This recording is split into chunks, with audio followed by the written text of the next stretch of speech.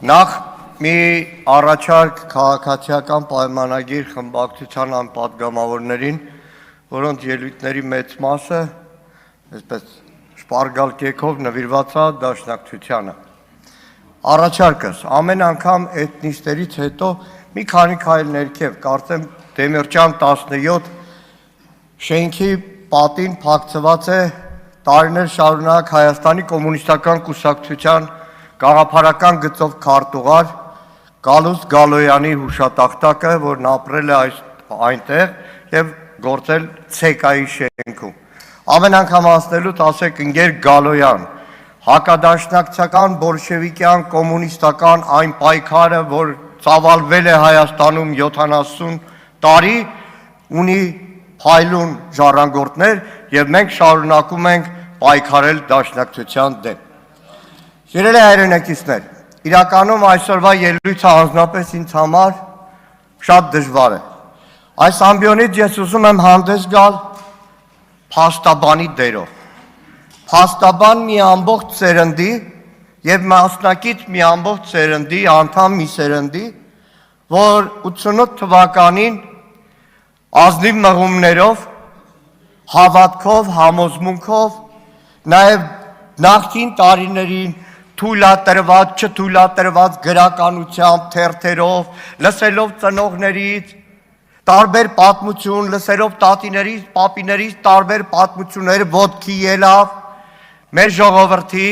իրավունքների պաշտպանության համար։ Ես հանդես եմ գալիս որպես ներկայացուցիչ մի սերնդի, որ 1988 թվականին Ազատության հրապարակում 18, 19, 20, մեզնից շատ ավելի տարիքով մարդիկ հակառակ բոլոր դժվարություններին կանգնեցին միասնական, բռունցքները պարզած, բացականչեցին միացում, որը հետո փուլ առ փուլ զարգանալով ի վերջո պետք է հանգեցներ Հայաստանի անկախության հռչակագրի ընդունմանը 90 թվականի օգոստոսի 23-ին, հետո 91 թվականի սեպտեմբերի 21-ին անկախության հռչակագրին, մինչ այդ 91 թվականի սեպտեմբերի 2-ին Արցախի հանրապետության հռչակմանը, դեկտեմբերի 10-ին անկախության հանրաքվեին ու 30 տարի մեր զույգ պետությունները նավարկեին հակառակ բոլոր դժվարություններին, մեր ժողովրդին պարգևելով արժանապատվություն, մեր ժողովրդի մեջքը պինդ պահելով, մեր երկիր ամբողջ աշխարհում ներկայացնելով, որպես ուժեղ դիվանագիտությամբ, որպես ուժեղ զինված ուժերով, որպես միասնական մի երկիր, որ հարգանքի էր արժանանում։ Ես ցանկանում եմ հանդես գալ մեկը, որ 88 թվականին, եթե ասում ենք փետրվարին սկսվեց Ղարաբաղյան շարժումը, այդպես չէ, 87 թվական հոկտեմբեր ամիս, այն ժամանակ թատերական հրապարակ, էկոլոգիական ցույցներ ընդդեմ Աբովյանի գազի պահեստարանների, հանկարծ թռուցիկներ բաժանվեցին, հաջորդ շաբաթ օրը Արցախ Ղարաբաղ ցույց է լինելու, 87 թվական հոկտեմբեր ամիս, ցեկայի դեմը մի քիչ վերև կատնատան շենքի դեմ, այդ ուսանողներին, որոնք եկել էին ցույցի, հետո Կոմսոմոլի ցեկայի աշխատողները, կագվեշտիկները հարձակվեցին, տետի ենթարկեցին, ու այն ժամանակ Արցախյան հարցը թոք էր արդյոք մի ամբողջ սերնդի համար, որ ընդհատակով պայքարեց, հիմնեց խորհրդային Հայաստանում ընդհատակյա կազմակերպություն, որոնք Փարոս թերթում տպում էին Ղարաբաղի մասին հոդվածները, խոսում Հայաստանի ռուսականացման վտանգի մասին, Սիբիրներում մահանում, ինչպես օրինակ Շիրակցի Մկրտչյան իշխանը, ինչպես Զատիկյան Ստեփանը, ինչպես հարյուրներով մարդիկ բանտարկվում էին, այս դահլիճում էին նստած մարդիկ նաև, հիմա հանգուցյալ են օրինակ Վազգենը Ղարախանյան։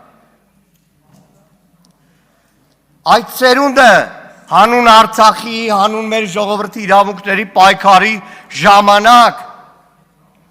թոքներ խորհրդային մեր ժողովրդի վզից հանում եւ երբեք չեր մտածում,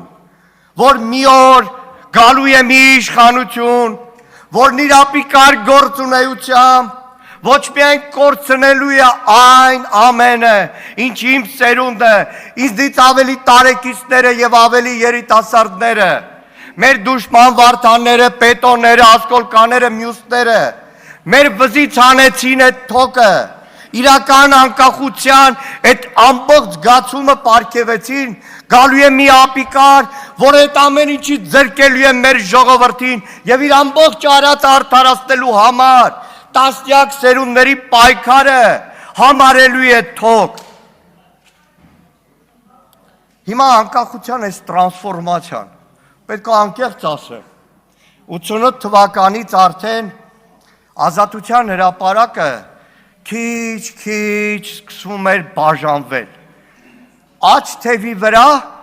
անկախականների խմբակ եմ ասում, որտեղ 88 թվականին դեռ անկախության կողմնակիցների այդ շարքերը շատ ավելի զորավոր չէին։